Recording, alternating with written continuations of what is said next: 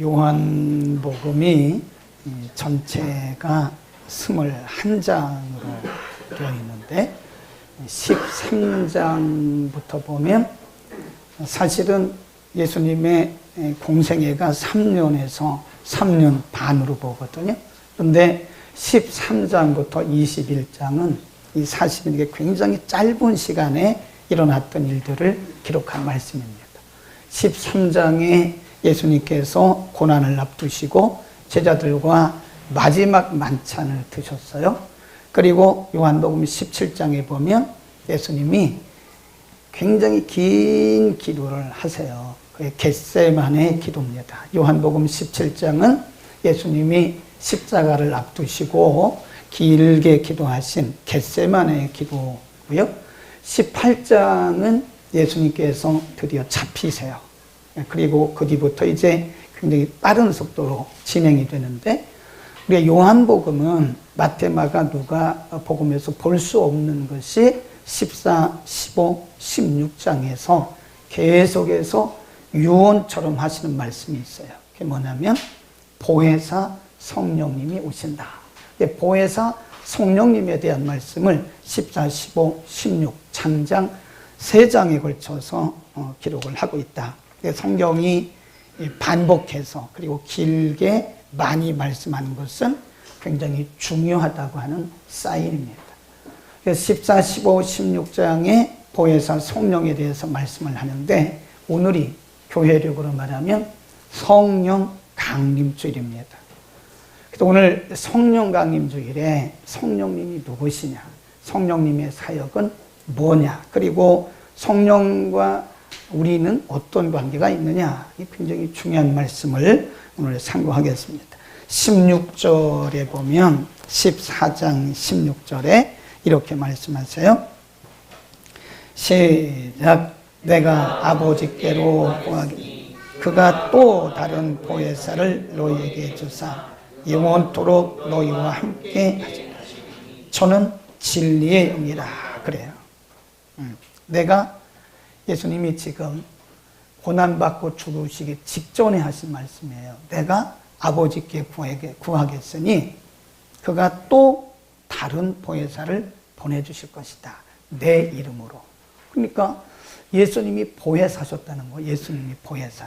또 다른 보혜사라고 했으니까 내가 또 다른 보혜사를 너희에게 보내주실 것이다. 예수님이 14장 1절에 보면 이렇게 말씀하세요. 예수님의 고난과 십자가 죽음을 앞에 두고 1절에 너희는 마음에 근심하지 말라. 하나님을 믿으니 또 나를 믿으라. 그리고 18절에 가보면 내가 너희를 고아와 같이 버려두지 아니하고 내가 너희에게로 다시 올 것이다.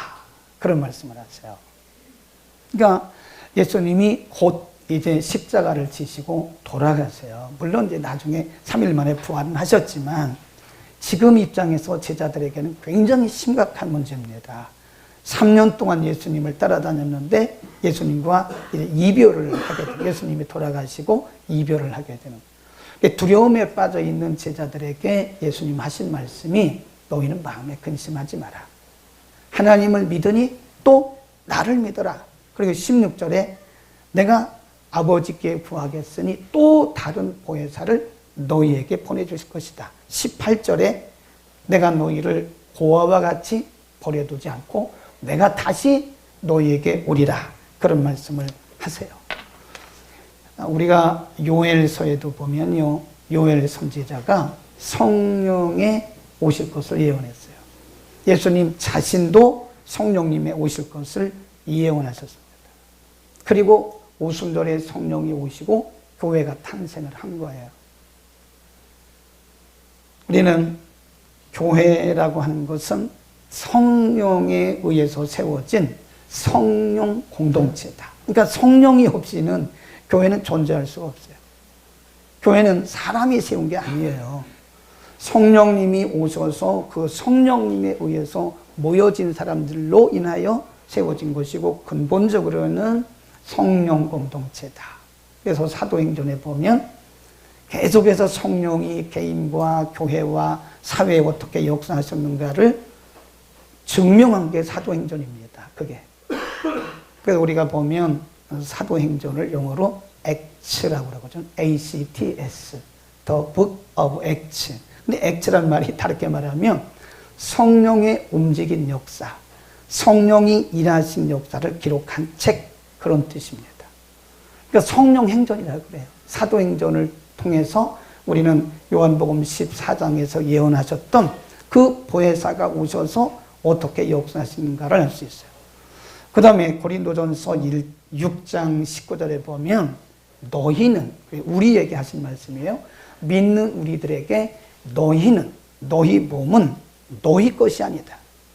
너희가 하나님께로부터 받은 성령의 전, the temple of the Holy Spirit, 성령의 전인 줄을 알지 못하느냐. 그래요. 우리의 몸이 너희는 너희 것이 아니다. 하나님께로부터 받은 바 성령님이 거하시는 성령의 전이다. 그러니까 우리가 성전이에요. 성전이란 말은 거룩한 성령의 전, 그런 뜻입니다. 우리 안에 성령님이 계십니다. 아멘. 아멘. 그러니까 우리 한국교회는 전통적으로 은사를 성령으로 알아요. 성령은 은사가 아니에요. 은사는 성령의 역사의 아주 지극히 일부분입니다. 성령은 인격이십니다. 인격. 그래서 성령 하나님은 지, 정, 의를 가지신 살아계신 하나님이세요. 그래서 그 인격이신 성령께서 우리 안에 와서 계신다. 그래서 우리를 뭐라 그래요? 성령의 전, 그럽니다.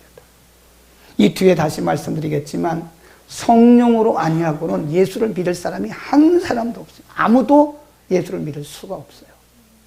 성령께서 우리에게 증거하시기 때문에 우리가 예수를 믿는 거지, 성령의 역사가 아니고는 이 세상에 누구도 예수를 믿을 사람이 없습니다. 그래서 우리는 성령의 전. 교회는 뭐라 그래요? 이것도 성령의 전. 우리도 성령의 전, 교회도 성령의 전. 그러니까 날마다 우리의 삶 속에서 성령이 역사하시는 것을 우리가 볼 수 있게 되는 것이다. 자, 그러면 구체적으로 어떻게 일하시냐. 26절입니다. 14장 26절에 보면 여러 가지가 있는데 몇 가지만 말씀을 드리면 14장 26 시작. 보혜사 곧 아버지께서 내 이름으로 보내실 성령 그가 너희에게 모든 것을 가르치시고 내가 너희에게 모든 것을 생각나게 하신다. 여기 보면 가르치시고 생각나게 하실 것이다. 예수님의 제자들은요, 예수님께 부름받고 예수님의 제자들이 동고동락을 하셨어요. 3년 동안 예수님을 따라다니면서 예수님께로부터 참 많은 것을 배웠어요. 그리고 예수님의 사역의 현장에서 많은 것을 보았습니다. 예수님이 시청각 교육을 하셨어요. 근데 예수님의 제자들은요, 다 기억 못합니다. 그리고 못 깨달아요. 그게 무슨 말씀인지 몰라요. 들을 때는 고개를 끄덕거리는데, 예수님의 제자들 말이에요. 들을 때는 고개를 끄덕거리는데, 지나면 잊어버려요. 그게 무슨 말씀인지 몰라요. 기억도 못하고, 알지도 못해요. 성경이 그렇게 말씀했어요. 하나도 깨닫지 못하더라. 그랬어요. 그런 제자들에게 예수님께서 하신 말씀이 성령이 오시면, 진리의 성령이 오시면 내가 그동안 여러분들에게 가르쳤던 것들을 다 생각나게 하실 것이고 그 진리의 성령이 오시면 내가 너에게 가르친 것들을 알게 할 것이다. 기억나게 하시고 깨달아 알게 할 것이다. 이 말은 감동하시고 조명하실 것이다. 그러니까 여러분, 성경은요, 성령의 감동으로 기록된 성경, 사람이 쓴 게 아니에요. 가끔 보면 창세기의 저자, 근데 그런 분들은 좀 공부를 더 하세요. 창세기의 저자가 모세가 아닙니다. 모세는 기록자예요, 기록자. 성령의 감동을 받고 기록한 사람. 마태복음의 저자, 근데 이분들은 신학을 도대체 어떻게 했길래 마태복음의 저자가 마태라고 그런지 모르겠어요. 마태복음의 저자는 마태가 아니에요. 성령입니다. 성령. 말을 잘못했겠죠. 알고 있는데 말을 잘못했을 거예요. 그렇죠? 시편의 저자. 시편의 저자는 성령입니다. 시편의 기록자는 다윗이에요. 원 저자는 성령. 그러니까 모든 성경들은 성령에 의해서, 성경이 뭐라 그랬어요? 성령의 감동하심을 받은 사람들이 하나님께 받아 말한 것이다. 그러니까 성경에는 사람의 말이 없어요. 이게 다 하나님의 말씀이에요. 아멘. 그런데 그래서 이 성경은 사람이 공부해서 알 수 있는 게 아닙니다. 물론 성경 공부해야죠. 근데 이것은 인간의 학문을 가지고 절대로 몰라요. 이 말씀을 하는 꼭 기억나는 한 분이 있는데, 제가 신학교에서 히브리어 헬라어를 17년 동안 가르쳤어요. 기초 헬라어, 중급 헬라어. 지금도 60이 넘었지만 이 텍스트북이 없어도 헬라어, 히브리어 가르칠 수 있습니다. 이때에 보면 히브리어 같은 경우는 발음이 어려워요. 근데 그거 뭐 조금만 하면 여러분이 발음할 수 있어, 가르칠 수 있어요. 어느 날 전화가 왔어요. 교회로 유선 전화로 전화가 왔어요. 김덕겸 교수님이세요? 그렇습니다. 저에게 혹시 창세기를 1장부터 11장까지 히브리어로 해석을 해줄 수 있습니까? 이렇게 물어봐요. 뭐 물론 해줄 수 있죠. 요즘에는 굳이 그렇게 안 해도 해석된 게 참 많습니다. 분해돼가지고요. 낱말 분해까지 다 있어가지고 코드 번호까지 다 나와요, 요즘에는. 네. 근데 오래전에 그런 것이 없을 때인데 제가 그래서 물어봤어요. 선생님, 누구신데 저에게 창세기를 1장부터 11장까지 번역을 해달라고 그러십니까? 그랬더니 어머니도 권사님, 자기 아내도 권사. 그런데 자기만 예수를 안 믿는다는 거예요. 근데 어머니가 교회 나가자고 너무 그러는 바람에 불효 같아서 교회를 나가야 되겠는데 아무것도 모른대. 자기가 어느 공공기관에 상당히 높은 공무원이라고 얘기를 하더라고요. 아내가 늘 하는 얘기가 교회를 가자고. 그런데 이분이 성경을 모르는 거예요. 그래서 자기가 교회 가기 전에 성경을 좀 창세기부터 잘 연구하고 가려고 그런다 그래요. 그래서 선생님, 성경은 연구하는 게 아닙니다. 물론 우리가 예수 믿고 나서 연구하는 것은 맞으나 믿음 없이 성경을 연구해가지고 이게 알 수 있는 게 그런 학문이 아닙니다. 이것은 제가 물론 번역해 드릴 수 있습니다. 뭐 귀찮아서 그런 것도 아니고 제가 못해서 그런 것도 아닙니다. 선생님이 저에게 요구하신 것은요, 원천적으로 맞지 않습니다. 그래서 제가 죄송하다고 끊었어요. 이분이 다시는 전화가 안 왔어요. 인간의 학문으로 성경을 알 수 있는 게 아니에요. 하나님을 전제하고 성령의 감동을 받아가면서 이게 하나하나 알아가는 것에 인간적으로 성경을 연구했다가는 엉뚱한 길로 삼천포로 빠질 가능성이 매우 큽니다. 조차 할 수가 없습니다. 성경은 성령의 감동을 받아야 돼요. 제가 지금 설교를 하고 있잖아요. 말씀을 전하고 있잖아요. 여러분이 듣고 있잖아요. 이거 제가 아무리 뭐 신학적인 학문 뭐 별걸 다 설명을 해도 못 알아들어요. 그런데 성령께서 역사하시면요, 쏙쏙 들어옵니다. 아멘. 성경은 성령에 의해서 감동됐어요. 그리고 오늘날도 우리가 성경을 읽을 때 성령을 의지하지 않고 성경을 읽으면 100번 읽어도 소용없습니다. 그건 독서한 겁니다. 독서한 거지 성경 읽은 게 아니에요. 그러니까 성령을 의지하라는 거예요. 기도하고 성령 의지하고 기도하고 성령이 뭐라고 말씀하시는지 성령의 의도를 알아가야지. 그러니까 인간의 지식으로는 절대 성경은 알 수가 없는 것이다. 가끔 보면 신신학자들이 있어요. 자유주의 신학. 이 사람들은 제가 볼 때 성령을 의지하지 않아요. 성령을 인정하지도 않습니다. 그리고 본인들이 공부한 학문을 가지고 성경을 막 해부하는 거예요. 그러니까 엉뚱한 소리를 하는 거예요. 성경 가운데 하나님의 말씀이 아닌 부분도 많이 있다. 그래서 성경은 재해석해야 된다. 그런다니까요. 성경을 재해석하다니요. 큰일 날. 그래서 우리가 그 신신학자들 보면 성경 재해석파가 있어요. 성경 재해석파. 그럼 우리는 말씀을 개인적으로 묵상할 때 말씀을 전하는 자를 또 내 지식으로 하려고 하면 큰일 나요. 성령을 의지하고 성령께서 말하게 하심을 따라 말을 해야지, 이건 내 생각으로 막 하면 큰일 납니다. 그 영혼을 영혼들에게 쑥물을 먹이는 거예요. 자꾸 쑥물 먹이는 거예요. 우리가 개인적으로 말씀을 묵상할 때도요, 성령께 우리의 초점을 맞춰. 그리고 뭐라고 기도해야 되냐면, 성령님 감동해 주세요. 성령님 조명해 주세요. 우리가 그걸 뭐라고 그러냐면 조명이라고 해요. 조명. 성령이 이렇게 비춰주세요. 참 신기하죠. 똑같은 본문인데 어제 읽었는데 오늘 읽으면 또 감동이 틀려요. 이게 사람이 쓴 문학작품이라면 감동 똑같아야 됩니다. 근데 성경은 사람 문학으로 쓴 게 아니에요. 성령의 감동으로 된 것이기 때문에 똑같은 본문이라도 상황에 따라서 다르게 우리를 감동해 주시는 거예요. 그러니까 우리가 예배 드릴 때 말씀 듣는 것은요, 지금 누구의 음성을 듣는 거예요? 김덕겸 목사의 소리를 듣는 게 아니에요. 뭘 듣는 거예요? 성령의 음성을 듣는 겁니다. 아멘. 우리가 요한계시록 2장, 3장에 보면 소아시아 7교회에 주님 말씀하세요.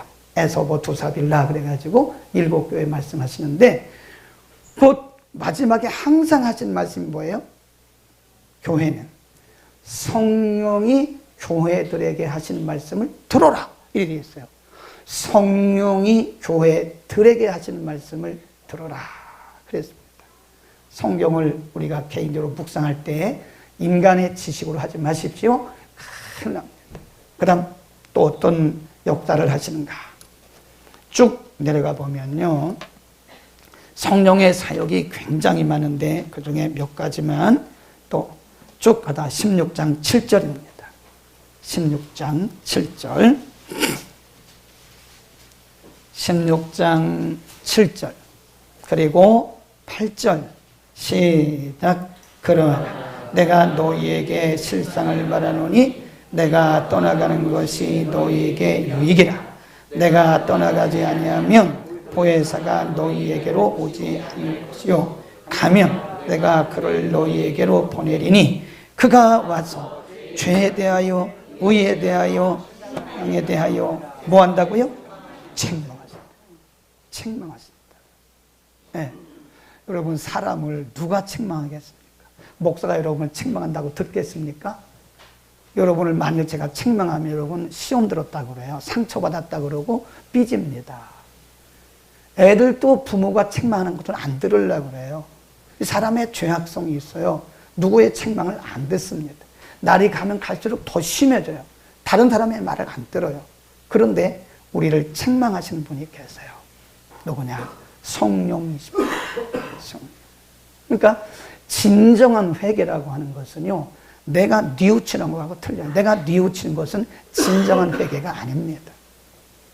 진정한 회개는 성령이 우리의 지, 정, 의를 터치하세요.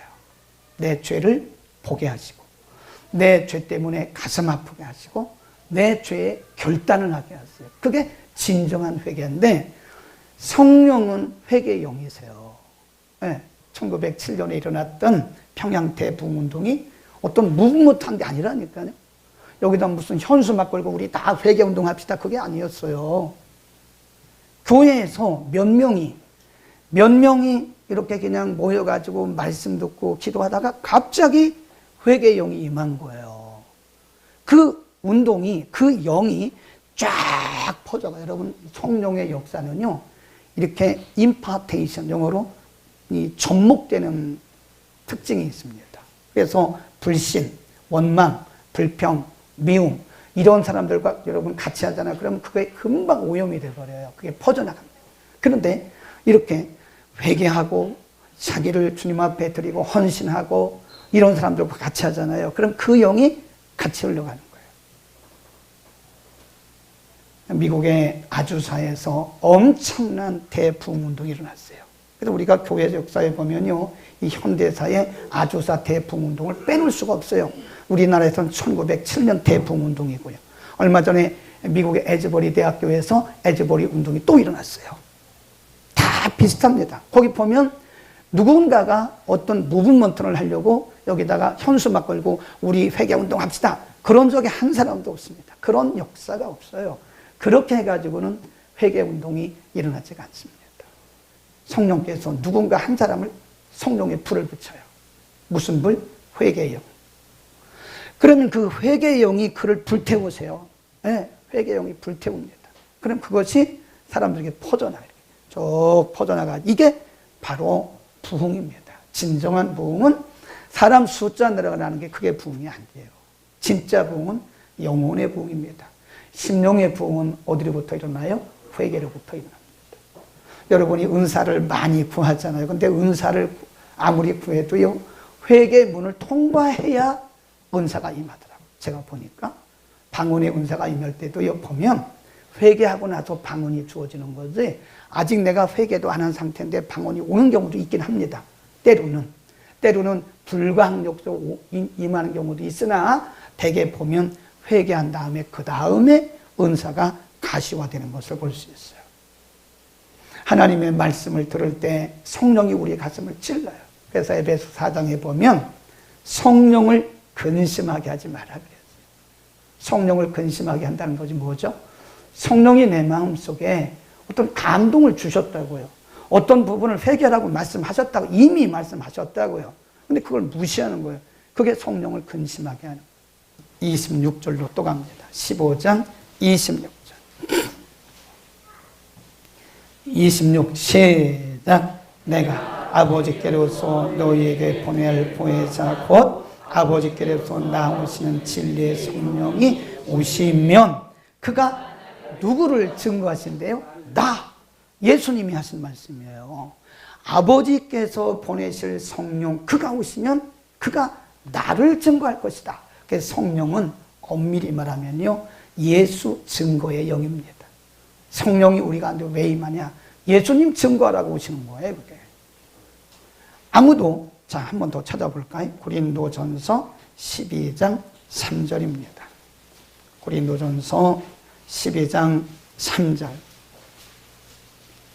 12장이 은사장이잖아요. 근데 은사장을 말하기 전에 이렇게 말씀해요. 12장 3절 시작. 그러므로 내가 너희에게 알게 하노니 하나님의 영으로 말하는 자는 누구든지 예수를 저주할 자라 하지 않고 또 성령으로 아니하고는 누구든지 예수를 주시라 할 수 없느니라. 아멘. 그러니까 성령으로 하지 않고는, 성령의 감동이 없이는 예수님을 주라고 할 자가 없다. 물론 이제 뭐 사람들이 그냥 가짜로도 할 수 있습니다. 가짜로 주는 그리스도로 말할 수, 그건 말고요. 가짜로 하는 건 말고 진짜로 하는 거. 진짜로 성령의 역사는 우리로 하여금 고백하게, 예수님을 고백하게 하는 영이 성령입니다. 아무도 이 세상에 누구도 성령으로 하냐고는 예수를 믿을 자가 없어요. 못 믿습니다. 못 믿는다니까요. 예수를 믿을 수가 없어요. 고백할 수가 없어요. 우리가 고백한다는 것은 내 안에 지금 누가 와 계신다는 거예요? 성령님이 계신다는 거예요. 내 안에 계신 성령님이 우리의 입술을 통해서 예수 그리스도를 주로 고백하는 거예요. 마태복음 16장에 보면 예수님께서 저 갈릴리 북단에 가이사라 빌립보 지역에 가셨어요. 빌립보는 저쪽에 송아시아 유럽 쪽에 하나 있고 여기 갈릴리 쪽에 하나 있어요. 그래서 가이사라 빌립보라 그래요. 가이사라 빌립보에 가셨는데 제가 거기 가보니까요, 헬몬산이 연결되는 곳이에요. 헬몬산. 그러니까 여기 이렇게 보면 왼쪽으로 보면 헬몬산이 있고, 헬몬산에 항상 만년설이 있어요.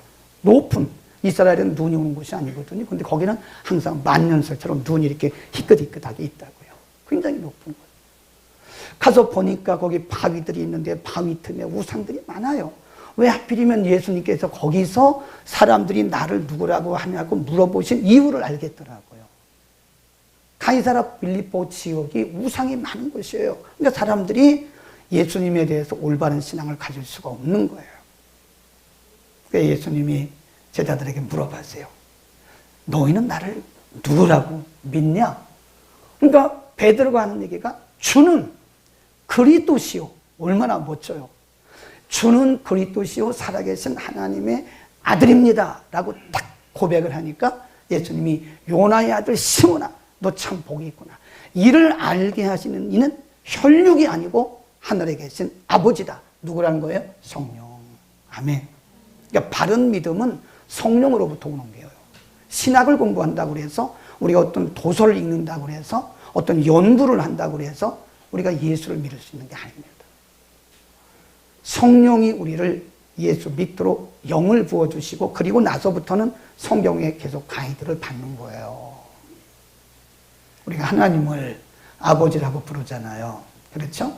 아바, 아버지. 아바란 말은 아빠, 아빠 그런 뜻이에요. 요즘 번역에는 아빠로 다시 번역했더라고요.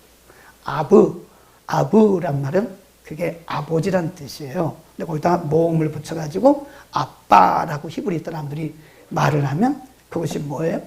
아버지를 이렇게 친근하게 부르는 게 그게 아바입니다. 아바. 그리고 요즘으로 번역을 하면 아빠예요. 아빠. 요즘 새로 나온 번역에는요. 아빠, 아버지라 부른다. 그렇게 돼 있어요. 왜냐하면 관계가 있으니까. 관계성이니까. 하나님을 아무나 아빠라고 못 부릅니다. 하나님을 아무나 아버지라고 못 부릅니다.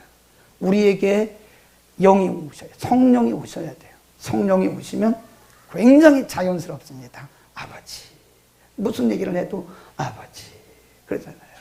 성령이 우리 안에 계신다고 하는 증거다. 그 다음 또 성령이 굉장히 많은 사역을 하시는데 그 중에 하나만 통하고 요한복음 16장 13절입니다. 16장 13절 거기 보세요. 시작. 그러하나 진리의 성령이 오시면 그가 너희를 모든 진리 가운데로 인도하시니 그가 말하지 않고 오직 듣는 것을 말하시며 장래의 일을 너희에게 알리시리라. 장래의 일을 너희에게 인도하시리라. 그 말은 인도자, 우리의 길을 안내하시고 인도하시리라. 이게 보혜사라는 뜻이요. 이게 컴포터, 위로자라는 뜻이에요. 여러 번역을 비교해 보니까 어떤 성경에는 teacher, 보혜사를 선생님으로 번역을 했어요. 어떤 성경에는 counselor, 상담자라고 번역을 했어요. 번역을 다 다르니까요. 네. 어떤 성경에서는 가이드, 안내자로 했어요. 어떤 성경에는 디렉터, 디렉터가 뭐죠? 지도자예요, 지도자. 그 재밌더라고요. 성경 번역을 여러 개 이렇게 비교해 보면요. 아, 이게 왜 이런 말씀을 하셨는가를 알아요. 그러니까 성경 번역을 하나만 갖고 얘기하면 안 돼요. 성경 번역도 여러 개를 읽어야 돼. 할 수 있으면. 쭉 보니까, 아, 여기 보면 디렉터. 아, 지도자구나. 그래서 교회 안에 아까 성령님이 계신다고 그랬잖아요. 교회 안에 있는 모든 일들은 성령의 지시를 받아야 돼. 내 생각, 내 뜻, 내 경험, 내 감정으로 교회를 이렇게 하려고 하면 완전히 교회를 사람 집단으로 만드는 거예요. 오늘날 교회들이 왜 힘이 없냐? 사람은 많아요. 머리 좋은 사람도 많아요. 그런데 왜 교회들이 힘이 없냐? 기도를 안 해, 기도를. 기도를 해야 성령의 감동을 받을 게 아닙니까? 에? 기도를 해야 성령의 감동을 받고 말씀을 읽어야 성령의 감동을 받는 것이고 예배를 드려야 성령의 감동을 받는 것인데 아니 기도를 안 하는데 어떻게 성령의 음성을 들을 수가 있냐고요. 그러니까 사람들이 회의만 해, 회의. 저는 교회가 회의 많이 하는 거 굉장히 싫어합니다.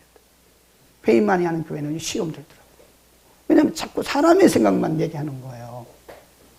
회의를 해도 기도하는 회의는 괜찮습니다. 회의 30분 하면 20분은 기도해야 돼요. 그리고 회의는 10분만 해야 돼요. 그래야 하나님의 음성을 듣는 거지 자꾸 사람의 생각만 자꾸 말하다 보면 교회가 하나님의 의도와는 상관없이 엉뚱한 길로. 그러니까 이게 교회의 세속화라고 말을 하는 거잖아요. 사도행전 13장에 보면 안디옥 교회가 처음으로 기독교역사상 처음으로 선교사를 파송해요. 자, 그러면 선교사를 파송하려면 어떻게 해야 되죠? 오늘날 같으면 그 사람의 이력서를 받아야 돼요. 어느 학교 나왔나? 이 사람의 출신이 어딘가? 그 당시도 말하면 유대파냐 헬라파 이런 것도 따져야 됩니다. 그런데 안디옥 교회가 참 훌륭한 것이 뭐냐? 금식을 했어요. 금식. 한번 보세요. 사도행전 13장이에요. 사도행전 13장 신약 209면입니다. 1절부터 있습니다. 13장 1절 시작. 안디옥 교회에 선지자들과 교사들이 있으니 곧 바나바 니게르라 하는 시몬과 구레네 사람 루와 분봉왕 헤롯의 젖동생 마나임과 및 사울이라. 주를 섬겨 금식할 때에 성령이 가라사대 내가 불러시키는 이를 위하여 바나바와 사울을 떼어 세우라 하시니 이에 금식하며 기도하고 두 사람에게 안수를 보냅니다. 만일 오늘날 교회 같았으면요, 기도 별로 안 하잖아요. 선교사 파송하는데 이력서부터 봤잖아요. 이력서. 어느 학교 출신인가 이거부터 보잖아요. 그러니까 이게 하나님이 기뻐하시는 교회가 아닌 거예요. 안디옥 교회는 성도들이 다 모여서 금식했어요. 하나님 이 중에 누구를 우리가 파송할까요? 하나님 이 중에 하나님이 원하시는 자가 누구실까요? 하나님 누구를 원하신가요? 금식했어요. 그랬더니 성령께서 말씀하시기를 성령의 가라사대가 있는 거예요. 바나바와 바울을 따로 세우라. 그리고 또 금식하고 그리고 안수해서 보낸 거예요. 여러분, 현대 교회들은 이걸 배워야 됩니다. 금식부터 해야 돼. 금식. 기도부터 해야 돼. 뭐가 있어야 돼요? 성령의 가라사대. 성령의 가라사대가 없으면 인본주의적인 교회예요. 자꾸 사람의 생각으로, 사람의 경험으로, 사람의 지식으로 뭘 하려고 하면 이게 성령의 교회가 아니에요. 뭐가 있어야 돼요? 성령의 가라사대. 아멘. 성령의 가라사대가 있으려면 뭐 해야 돼요? 기도해야 돼요. 깊이 기도해야 돼요. 깊은 기도하려면 금식해야 되죠. 금식 기도하고 함께 모여서 기도하고 또 기도하고 모르면 또 기도하고 또 묵상하고 또 기도하고 이래. 그러면 성령의 가라사대가 임해요. 성령의 가라사대가 있을 때 그 교회는 하나님을 기쁘시게 하는 겁니다. 우리의 삶도 마찬가지예요. 예, 다 있지 않습니다. 이제 끝나겠는데 어떤 분이 쳐다봐요. 빨리 끝내라고. 이제 끝날 겁니다. 16장에 보니까 사도행전 16장에 보니까요, 바울이 자기 계획을 세웠어요. 탁탁탁탁탁 세웠어요. 그런데 밤에 성령께서 그리 가지 마 이렇게 말씀하신 거예요. 사도 바울의 고향이 어디냐면 길리기아 다소입니다. 이쪽에 이렇게 보면 이렇게 예루살렘에서 이렇게 올라가서 소아시아 초입에 길리기아라고 하는 그 큰 그 디비전, 거기 다소라고 하는 지역 여기 출신이라고요. 그러니까 왠지는 모르겠어요. 성경에 기록이 없으니까. 사도 바울이 이번에는 전에는 이렇게 가서 이렇게 갔다 다시 돌아오는 이런 선교 여행이었는데 이번에는 그렇게 안 하고 육로로 가네요. 육로 쭉 올라가 가지고 이렇게 하여튼 소아시아 쪽으로 가서 유럽으로 들어가려고는 계획을 세웠다고요. 그런데 16장 사도행전 16장에 보면 성령이 아시아에서 더 이상 복음을 전하지 말라고 말씀하신 거예요. 복음을 전할 필요가 없다 그런 뜻이 아니에요. 우선순위가 여기보다 더 급한 곳이 있으니 가라. 그리고 나서 마게도냐 환상을 봐요. 그리고 마게도냐로 건너갔더니 빌립보에서 루디아라고 하는 사람을 만나요. 그게 바로 빌립보 교회예요. 루디아에 세워진 교회 아닙니까? 유럽의 첫 번째 교회. 우리는 성령의 음성을 들어야 돼요. 내 감정을 따르면 안 됩니다. 내 지식과 내 경험을 따라서 우리 신앙생활하면요, 하나님을 성령을 근심하게 하는 거예요. 기도하겠습니다.